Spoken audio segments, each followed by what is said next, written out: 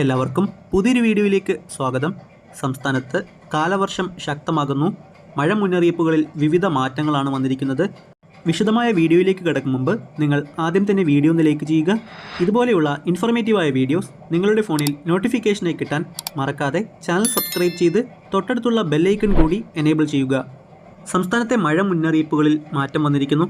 കേരളത്തിൽ അതിശക്തമായ മഴയ്ക്ക് സാധ്യതയുണ്ട് എന്നാണ് കേന്ദ്ര കാലാവസ്ഥാ വകുപ്പ് അറിയിക്കുന്നത്.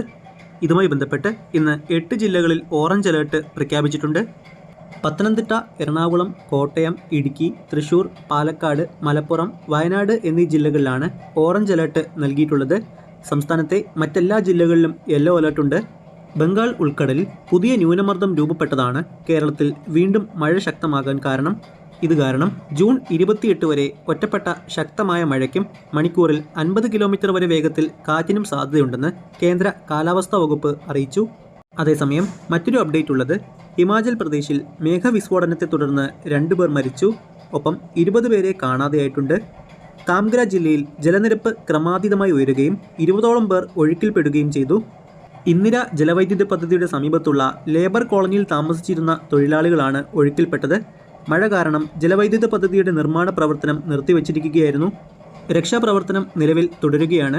കൂടുതൽ അപ്ഡേറ്റുകൾക്കായി ചാനൽ സബ്സ്ക്രൈബ് ചെയ്യുക.